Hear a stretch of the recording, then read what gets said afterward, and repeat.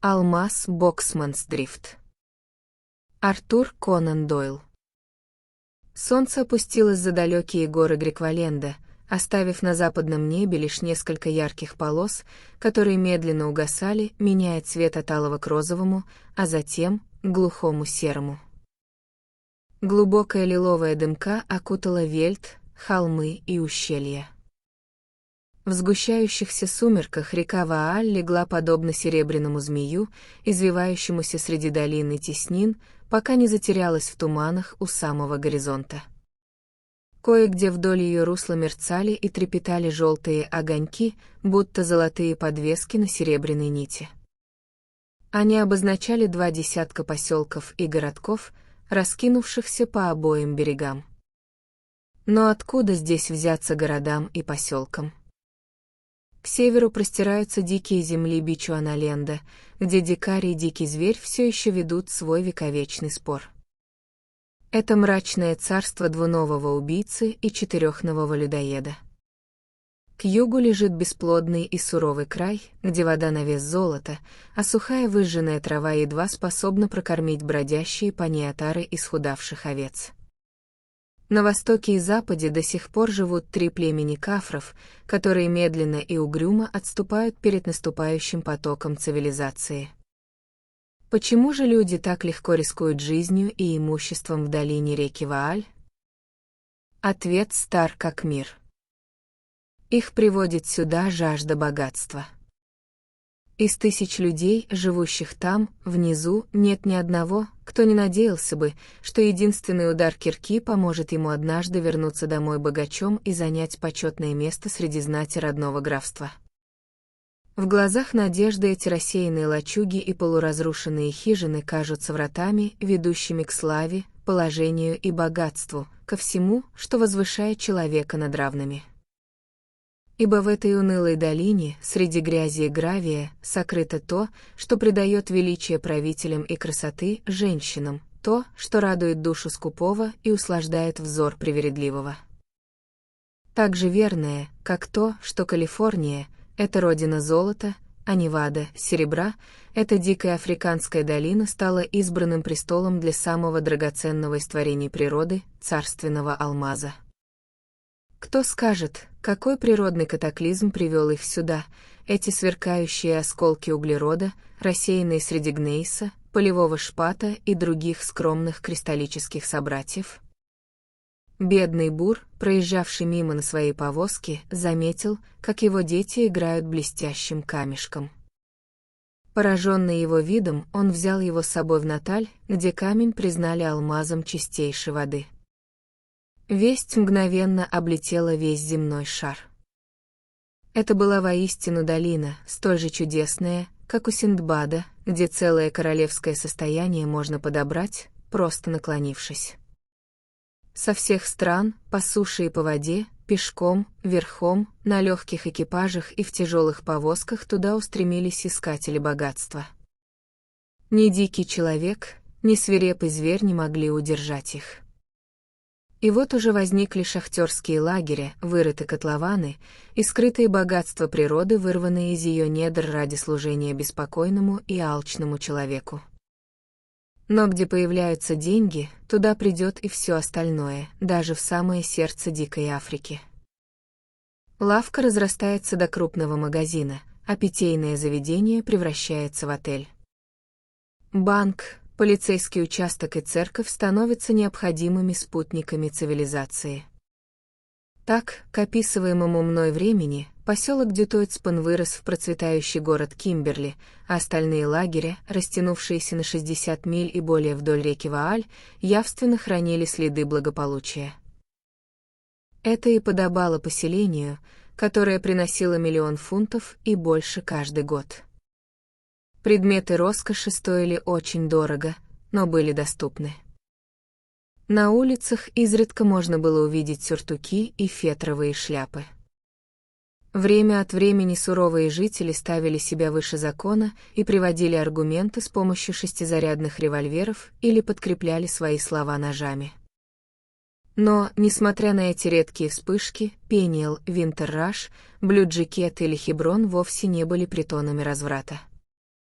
Работа была слишком тяжелой и изнурительной, чтобы предаваться кутежам.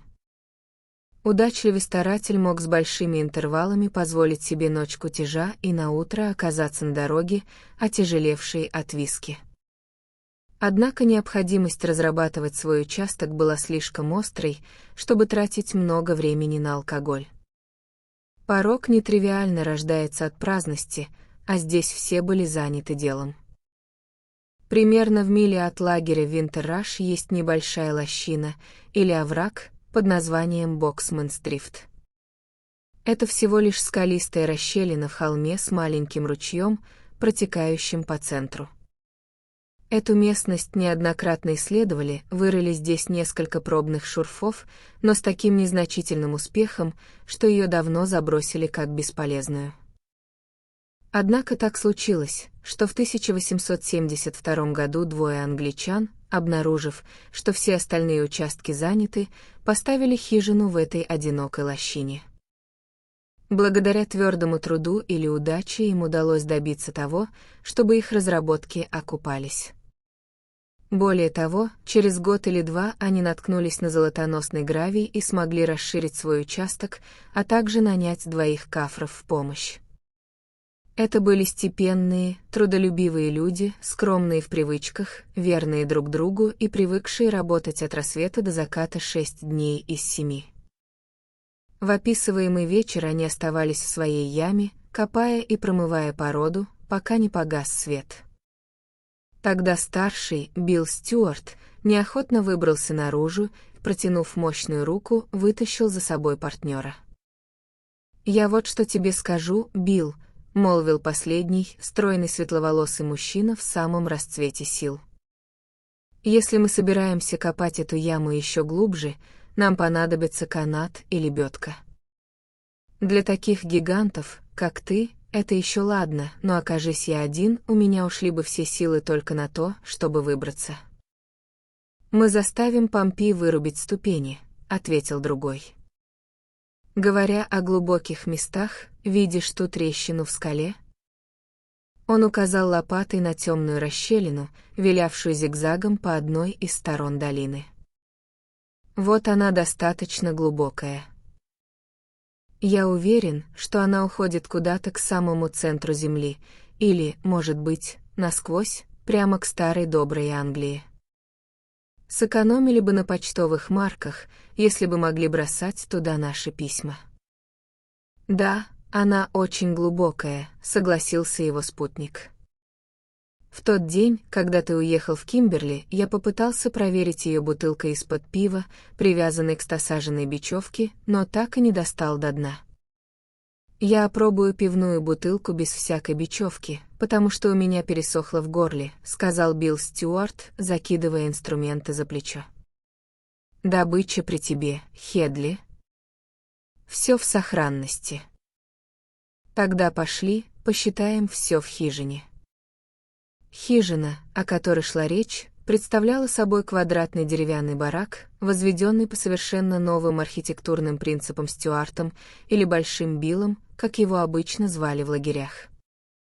Он был флегматичным, невозмутимым человеком, но если и существовала тема, к которой он относился болезненно, так это когда кто-то осмеливался намекнуть, что в коттедже Азалия, как он пышно его именовал, есть что улучшить. Было бесполезно указывать на любой очевидный изъян, ибо Билл тут же принимался доказывать, что это было сделано специально и явилось результатом его собственной заботы и предусмотрительности. «Криво», — говорил он. «Ну да, это вам не дешевая квадратная коробка, созданная будто на машине по штуке за забор. Это элитный дом, сэр. В нем есть стиль. Щели. Ну да, сэр, я люблю щели. Они улучшают вентиляцию, а к этому стремятся все хорошие архитекторы. Я немало потрудился, чтобы сделать все эти щели. Дыры в крыше. Что ж, очень удобно узнавать, идет ли дождь, не выходя наружу. К тому же это подручно, когда очаг дымит. Мы бы тут все задохнулись, если бы я не догадался оставить эти дыры. Таковы были обычные ответы Билла Стюарта случайному и любопытному незнакомцу. Но если подшучивание заходило слишком далеко, в его больших голубых глазах загорался сердитый огонек. «Этот дом, сэр», — замечал он, — «достаточно хорош для моего напарника, Хедли Дина, который родился джентльменом, так что, полагаю, он достаточно хорош и для вас». После такого перехода на личности незнакомец, если он был умным человеком, обычно переводил разговор на цены на камни или на очередную глупость правительства Капской колонии. Оба партнера, сидевшие друг напротив друга по обе стороны яркого костра, представляли собой поразительный контраст. Хедли Дин с его аккуратно подстриженными волосами и бородой, быстрыми, бегающими глазами, а также нервными, импульсивными манерами, имел что-то кельтское как во внешности, так и в поведении. Властный, деятельный, энергичный, он производил впечатление человека, который обязан добиться успеха в мире, но может быть слегка неразборчив в средствах. Большой Билл, напротив, спокойный, флегматичный и добродушный, с пышной желтой бородой и открытым саксонским лицом, возможно, обладал более сильным и глубоким характером, чем его напарник, но уступал ему в находчивости и решительности во всех мелких житейских делах.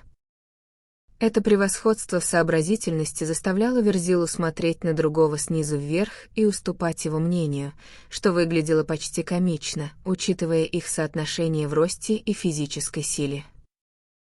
«Ну, и сколько мы сегодня добыли?» — спросил Стюарт, протягивая измазанные грязью сапоги к огню. «Не густо», — ответил другой, помешивая чай в кружке и разглядывая маленькую плоскую коробку, куда сложили дневной улов. «Тут 14 камней, так себе качество, но нет ни одного дороже нескольких шиллингов. Если выручим за все 3 фунта, это будет потолок». Билл Стюарт свистнул. «Наши расходы на работу — почти 2 фунта в день», — заметил он. «С такими темпами состояния не наживешь». Хедли Дин взял с полки плоский жестяной футляр, отпер его и положил на стол. Он был разделен на отсеки и наполовину полон алмазов, разложенных по сортам. Он принялся осматривать каждый из добытых за день камней и распределять их по категориям. «Эти 3 с оттенком», — сказал он. «Теперь у нас 118 камней с оттенком». «Лучше продать», — предложил Билл Стюарт, прикуривая трубку от уголька. «Еще чего?» — резко возразил напарник. «С таким же успехом их можно просто раздать. Да ведь цены на рынке сейчас на самом дне». «Ну, тогда прибережем», — философски заметил другой, пыхтя трубкой. «Я так и намереваюсь сделать. Вот парные камни. Ничего особенного. А вот 4 с изъяном и 2 мутных. И только 1 камень чистой воды на всю кучу, да и тот настолько мал, что почти ничего не стоит. И при этом мы слышим, как другим парням выпадает небывалая удача. Посмотри на того малого у Мерфи, вытащил камень в 20 000 фунтов из участка, который до него разорил 4. Почему нам никогда не везет? Почему мы должны вечно гнуть спину на этой каторге, пока лучшие годы нашей жизни проходят мимо? А ты сидишь тут, дымишь и выглядишь таким довольным, будто у нас нет ни одного неисполненного желания. Он с злобным щелчком захлопнул шкатулку и с грохотом водрузил ее обратно на полку. «Ну, напарник», — молвил душевный гигант, — «по правде говоря, я думаю, нам есть за что быть благодарными. Если мы и не выигрываем, то и не теряем. Мы платим парням и за лицензии, да еще и откладываем несколько сот в банк. Многие дочисто разоренные бедняки там, внизу долины, были бы рады поменяться с нами местами. Если мы продержимся достаточно долго, нам обязательно улыбнется удача. Держи нос по ветру и жди. Что-то она чертовски долго не приходит, раздраженно заметил другой. Тем желаннее она будет, когда придет. А теперь представь, просто представь, что мы наткнемся на настоящий камень чистейшей воды в 100 карат, и твоя доля составит 10 тысяч, и моя доля 10 тысяч. Что бы ты сделал со своей долей, а? Что бы я сделал? Переспросил Дин, обняв колено и уставившись в огонь блестящими глазами. Чего бы я только не сделал. Я бы снова занял свое законное положение в обществе как джентльмен. Я навсегда смыл бы с рук эту черную грязь физического труда. Разве не надежда на такой шанс заставляет меня роиться как крот в этом мерзком гравии или торчать день за днем по колено в грязи этих оврагов? Я бы вернулся в высший свет и к нормальной жизни. Да.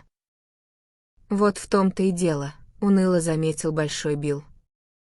Мы-то с тобой в эти дни были не разлей вода, но выпади нам удача, ты напялишь цилиндр да крахмальную сорочку и сразу уплывешь в высший свет. Там-то тебе, может, и обрадуются, а вот на твоего напарника посмотрят с оглядкой. Пойдет, сэр Эдвард, да, лорд такой-то, а старому Биллу Стюарту прощай. Глупости, дружище, возразил Хедли Дин.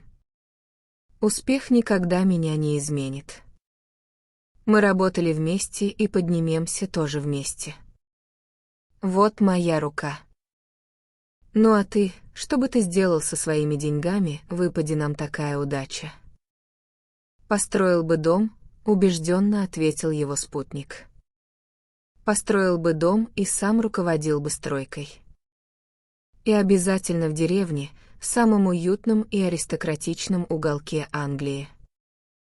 Он был бы как дома дворян и знати, большой, квадратный, а на крыше торчало бы этак с полсотни флагштоков, и на каждом развивался бы британский флаг. И никакого серого камня, понимаешь ли, а яркий, пылающий кирпич, с плющом, родовыми дубами и балконами, а над дверью холла генеалогическое древо, все в лучшем виде и со вкусом. Хедли Дин лениво рассмеялся над представлением товарища об идеальном загородном доме. Вышло бы нечто среднее между трибуной и частным сумасшедшим домом, заметил он. Но, боюсь, построить его тебе посчастливится еще не скоро. Ты не видел мою трубку? Видел. Она так и осталась лежать на участке, когда мы закончили работу. Странно, не помню, чтобы я сегодня ею пользовался. Что ж, видно, придется мне спуститься и забрать ее, если только ты случайно не собираешься в ту сторону. Я сегодня коттедж Азалия больше не покину, твердо отрезал Билл Стюарт. Напарник удивленно посмотрел на него, ведь его добродушный спутник редко отказывался выполнить мелкое поручение. Что ж, тогда, видно, придется идти самому, слегка буркнул он и ушагал в темноту. Оставшись один, Верзила-старатель поднялся и стал ходить взад и вперед по комнате, тихонько посмеиваясь и с наслаждением потирая широкие ладони. Это доставляло ему такое удовольствие, что в конце концов он был вынужден прислониться к дверному косяку, сотрясаясь от сдерживаемого смеха. Однако, когда звук поспешных шагов возвестил о возвращении напарника, он сумел вернуть себе серьезный вид и снова уселся на стул у костра. «Билл!» — закричал Хедли Дин, врываясь в комнату с побелевшим от волнения лицом. «Билл! Что стряслось, напарник? Иди со мной к яме, Билл. Брось шляпу, иди сейчас же. Скорее, скорее!» Он с нервной дрожью в пальцах дергал напарника за куртку. «Да что такое?» «Не задавай вопросов, просто иди». С лихорадочной энергией он выскочил из хижины, полдороги ведя, а полдороги таща за собой друга, и бросился обратно к алмазной яме. Ночь была темной, а тропа — крутой, но они не сбавляли темпа, пока не оказались на самом краю участка. «Смотри туда», — произнес Хедли Дин, указывая вниз дрожащим пальцем. Это действительно было странное и впечатляющее зрелище. Яма была полна света, смутного, зеленоватого, мерцающего сияния, которое проникало во все ее уголки, но, казалось, не исходило из какой-то одной точки. Каждая палочка, каждый камень и даже пропавшая трубка были отчетливо видны в этом тусклом, призрачном освещении. Если бы дно и стены были усыпаны фосфором, они и то не светились бы ярче. Билл Стюарт издал долгий свист, разглядывая это необычайное явление. «Ну и ну, напарник», — молвил он наконец, хотя и без особого волнения в голосе. «Это должно быть карбункул. Огромнейший. Гигантский», — прошептал другой вполголоса. Спускаясь в яму, я схватился за маленький кустик, который рос на краю выемки. Он остался у меня в руке, и в тот же миг яма заполнилась этим чудесным светом. Ты только подумай. Камень, должно быть, лежал прямо под корнями куста. Давай-ка я спущусь и подниму тебя на плечах, чтобы ты мог осмотреть это место. «Мне почти страшно», — воскликнул Дин. «Какой это будет удар, если окажется, что это что-то другое?» «Глупости, дружище, чем еще это может быть?»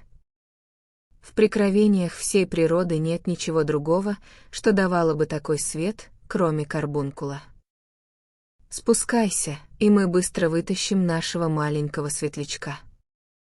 Оба спустились в яму, и Стюарт, подхватив напарника своей геркулесовой хваткой, поднял его к самой стене.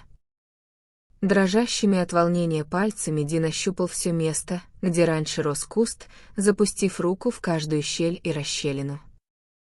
«Здесь нет никакого камня», — произнес он наконец упавшим голосом. «А, да, есть же он там», — крикнул снизу другой. «Должен быть». «Я обшарил каждый квадратный дюйм», — угрюмо ответил Дин. «Ну, это просто уму непостижимо. Говорю тебе, камень там. Посмотри еще раз. Спусти меня». Возбужденно закричал Дин. «Разве ты не видишь, что у меня над головой? Спусти меня».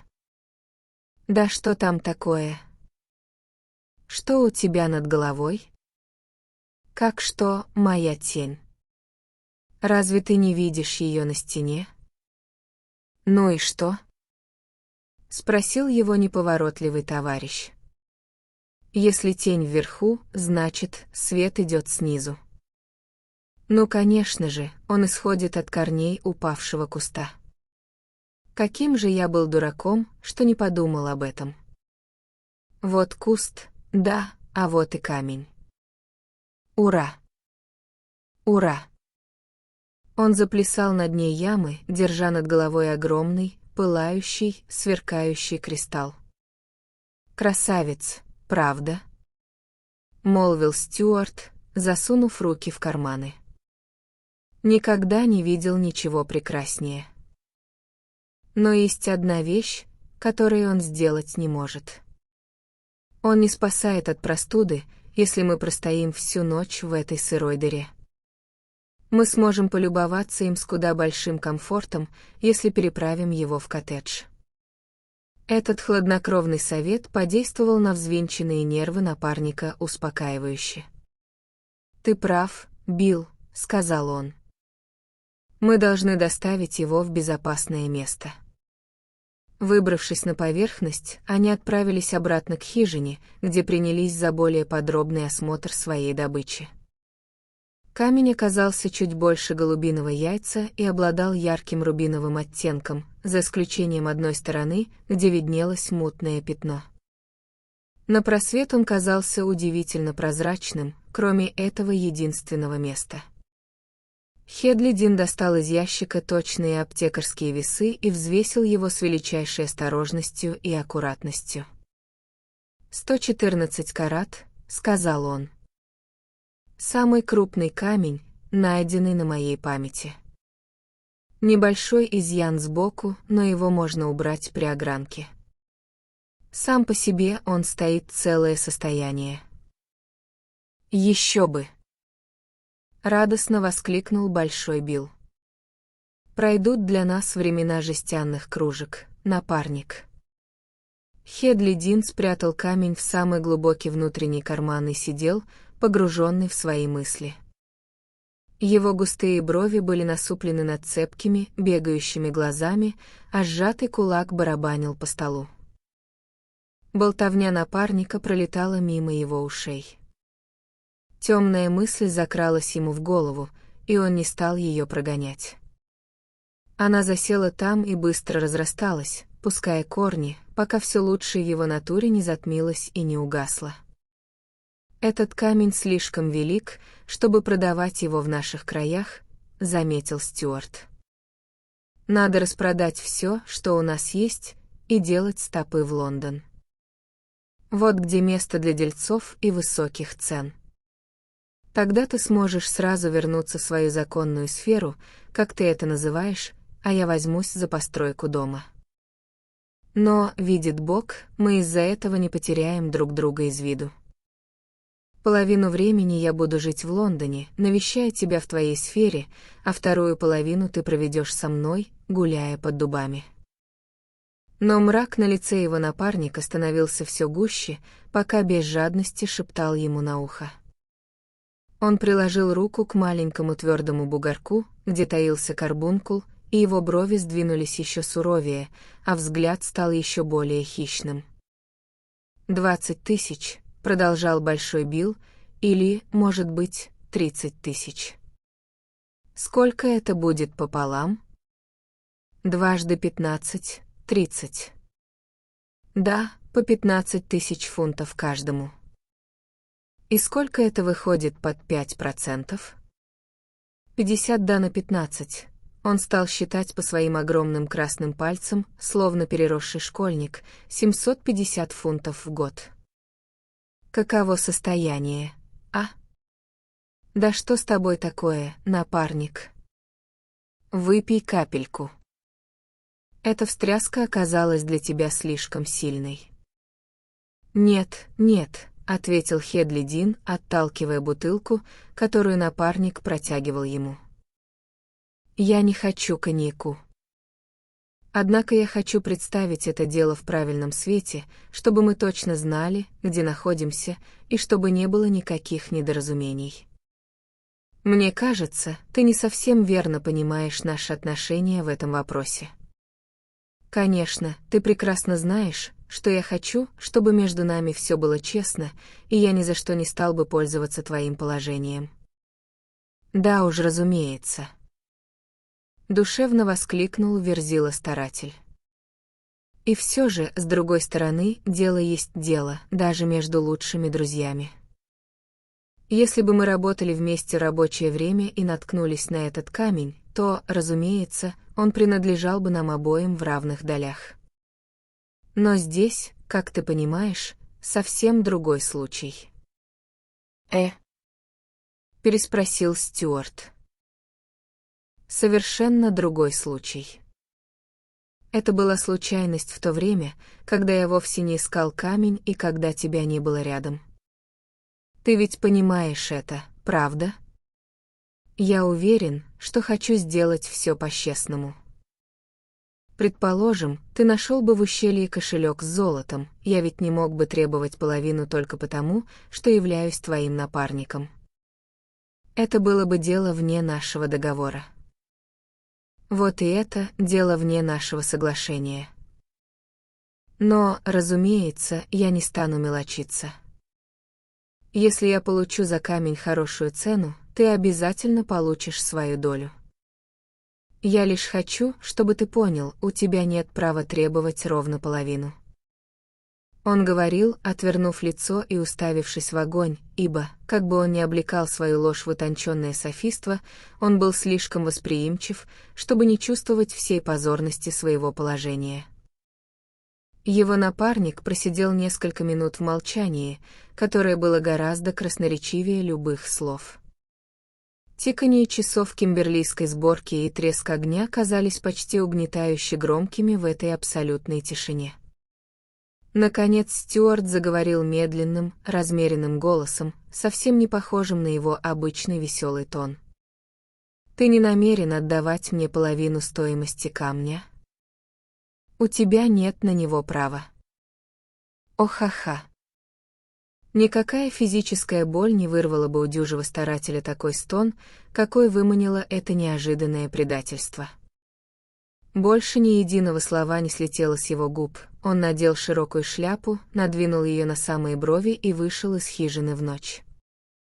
Было слышно, как его тяжелые шаги хрустят по гальке, устилавшей Боксмансдрифт, пока они медленно не замерли вдали. Хедли Дин продолжал сидеть у костра и размышлять о вечернем происшествии. И пусть самая глубина его совести твердила, что он поступил подло, у него всегда был готов софизм, тонкое различие между тем, что должно и что не должно делиться между партнерами, чтобы оправдать свой проступок. Если сердце на миг подводило его, ему стоило лишь вытащить из кармана прекрасный, светящийся карбункул, чтобы найти аргумент, заглушавший любые сомнения. Как он мог расстаться с половиной, он, который все это обнаружил? Какая польза от нищенского дохода в 700 фунтов? С 15 сотнями можно хоть как-то держать фасон. А если Билл получит долю, он только спустит ее на какую-нибудь дурость. Впрочем, разумеется, он дадут ему кое-что, 500 фунтов сразу или даже 1000. Никто не сможет сказать, что это не щедро. Такой ход мысли крутился в голове Дина, пока он сидел и ждал возвращения товарища. Прошел час, затем другой, но отсутствующий и не думал возвращаться. Молодой старатель подошел к двери и выглянул в темноту. Все было тихо, за исключением унылого уханья вельдовой совы где-то в глубине ущелья. Куда же он мог запропаститься? Пробормотал он про себя. Должно быть, обиделся и ушел на ночь в Винтерраш или Пениэл. Ну да ладно, я не могу сидеть всю ночь, ведь утром мне нужно уехать в Кимберли на раннем дилижансе. С этой мыслью он бросился на свои нары прямо в одежде, все так же прижимая к сердцу драгоценный карбункул. Час или больше он лежал без сна, прислушиваясь к шагам, которые так и не раздались, но в конце концов погрузился в тревожный, неспокойный сон. Утром он проснулся со странным чувством грусти и подавленности.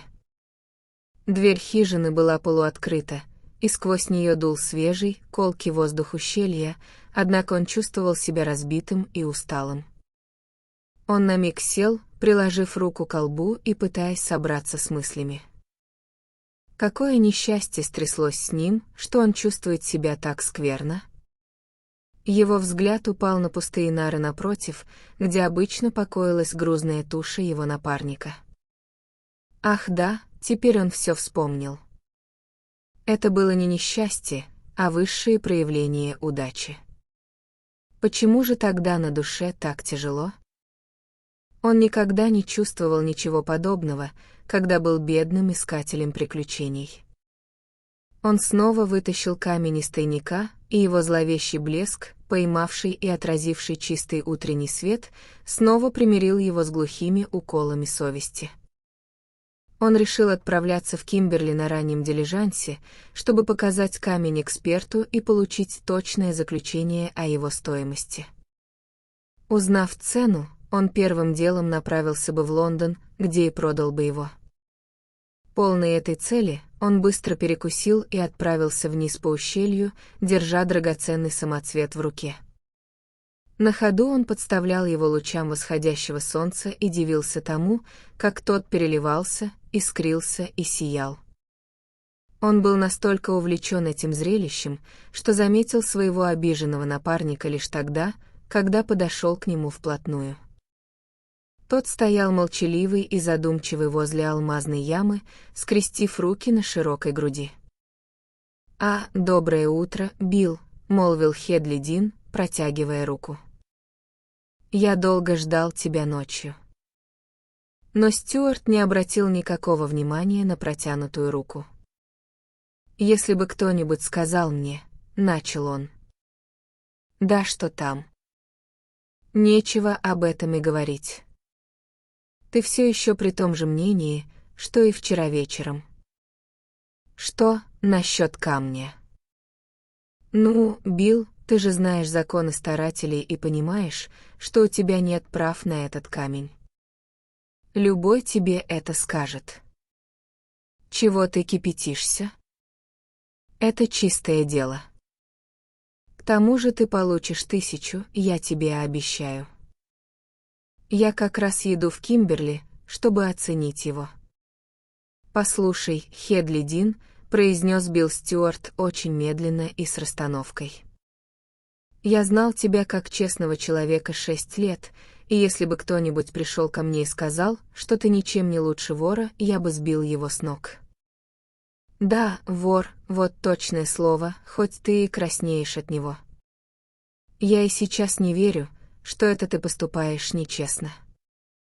Это не тот старый Хедли Дин, которого я знал.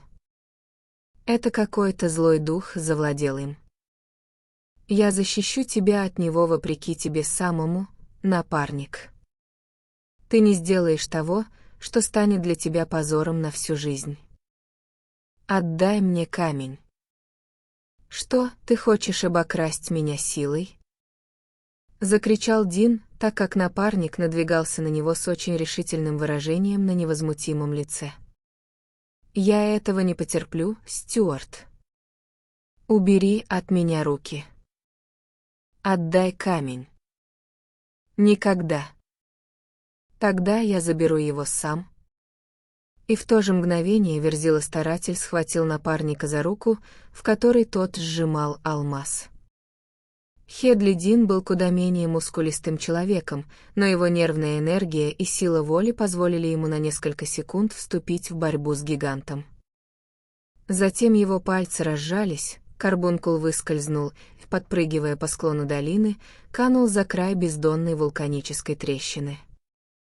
На миг оба замерли молча и словно завороженные, глядя на место, где исчез камень. Затем, с криком ярости и разочарования, Хедли Дин бросился к краю расщелины и заглянул в узкий провал. Внизу все было черно и тихо. Там, в темных, недоступных глубинах, великий карбункул из Боксманс-Дрифт будет мерцать и сверкать на дне жуткой бездны, пока новый катаклизм природы сквозь века снова не вернет его в руки человека. А он потерял свой камень, потерял свою честь, потерял друга и потерял самоуважение. Что у него осталось? Он резко повернулся на каблуках и с опущенной на грудь головой без единого слова пошел обратно к коттеджу. Теперь, когда деморализующее присутствие камня исчезло, он отчетливо увидел всю низость и несказанную подлость своего поведения. По натуре он не был нечестным человеком и всегда придерживался кодекса чести, от которого никогда прежде не отступал. Но его принципы оказались не слишком тверды, и содорное искушение оказалось сильнее его.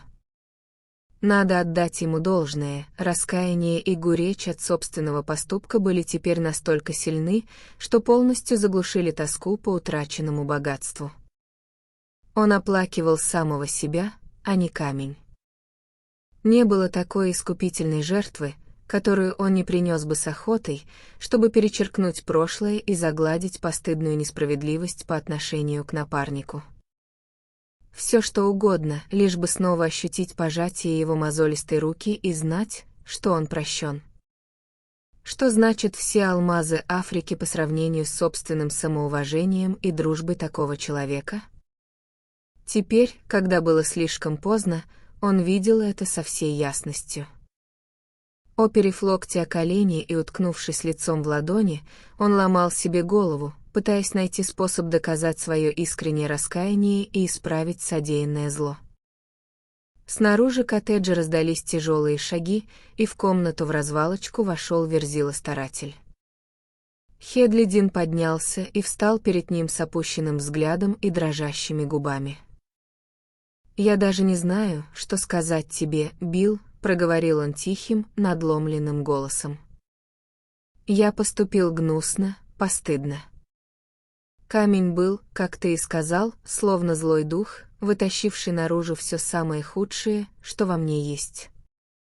Если бы я мог загладить прошлое, отрубив себе правую руку, я сделал бы это не колеблясь. Ты, без сомнения, думаешь, что я говорю это только потому, что потерял камень. Вполне естественно, что ты так думаешь. Но есть одна вещь, которую я сделаю, чтобы доказать искренность своих слов. В той жестяной коробке у нас лежит алмазов на 1000 фунтов, они принадлежат нам совместно. Ты можешь делать с моей долей все, что пожелаешь. Сам ты, разумеется, побрезгуешь ее взять, но можешь отдать ее в больницу Кимберли. Я, во всяком случае, к ним больше не прикоснусь. Билл подошел к очагу и закурил трубку. «Ты говоришь, будь камень у тебя, ты поделил бы его пополам?» — спросил он. «Будь он у меня, ты сам распоряжался бы им», — ответил Дин. «Я зла не держу», — сказал Стюарт. «По рукам». Огромная красная пятерня Верзилы-старателя обхватила нервную белую кисть его напарника. Когда они разжали руки, Хедлидин остался стоять онемевший, неподвижный и бледный до самых губ, ибо прямо в центре его ладони лежал тот самый камень, который он только что видел исчезающим в недрах земли. «Пру!» — закричал Большой Билл, усаживая его на стул. «Ты не настолько силен, чтобы выдерживать экие сюрпризы. Вот, румянец уже возвращается к твоим щекам. Да видит Бог, тут нет ничего удивительного. Это расщелина не одинаковой глубины по всей длине. Там, где ты мерил, дна действительно нет, а вот где упал камень, там не больше 40 футов. Для нас с тобой она слишком узкая, чтобы спуститься, но я взял маленького кафра Джима и спустил его на веревке. Он достал его вмиг. Говорит, тот сиял так же ярко, как и прежде, да только выступ скалы скрывал его сверху. Так что, как видишь, ничего еще не потеряно. Хедлидин мог лишь сидеть, слушать и ошеломленно глядеть на чудесный самоцвет. Внезапная перемена чувств совершенно оглушила его. А самое смешное во всем этом, продолжал Билл Стюарт, искренне потирая руки и хохоча про себя, что этот камень находит уже в 3-й раз. Я нашел его еще 3 ночи назад, но я часто замечал, напарник, какое удовольствие и радость тебе доставляет найти камень. А сам я, натура неотесанная и простая, таких вещей особо не чувствую, вот и решил сделать так, чтобы ты нашел его сам. Посему я и положил твою трубку в яму, будто сыр в мышеловку, а куст выдернул, зная, что ты всегда за него хватаешься, когда спускаешься и поднимаешься, а камень спрятал в корнях. Думаю про себя, пойдет напарник вниз, куст и выскочит, а он прямо обомлеет, ведь я знал, что эта штука светится в темноте. Ну, ты идешь, находишь его, а потом начинаешь крутить финты со своим напарником, мы устраиваем чехарду, камень летит в трещину, кафр Джим достает его, и вот мы снова здесь, в тепле и уюте. Ну что, кто готов ехать в Кимберли на оценку? Ты сделаешь с самоцветом все, что захочешь, сказал Хедлидин, опустив его на стол. Я утратил всякое право на него. «Ладно, босс», — ответил Стюарт, заталкивая камень глубже в карман брюк. Поговорим об этом во время нашего плавания в Лондон. Если этот камень не вернет тебя в твою законную сферу, что ж, тогда бултых его прямо в Атлантический океан. И что тогда станется с моим домом, флагштоками и прочим? Все это держится на камне из Боксмансдрифт. Больше ничего говорить и не нужно. За самоцвет удалось выручить даже больше, чем ожидалось, и оба напарника теперь стали состоятельными деревенскими джентльменами в одном из внутренних графств.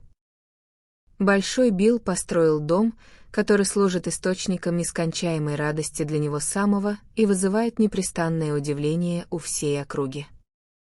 Хедли Дин живет неподалеку, человек спокойный и всем довольный. Двое старых друзей проводят много времени вместе и часто беседуют о своих былых африканских приключениях. Но с уверенностью можно сказать, что они никогда не касались и никогда не коснутся той единственной роковой размолвки, которая случилась между ними.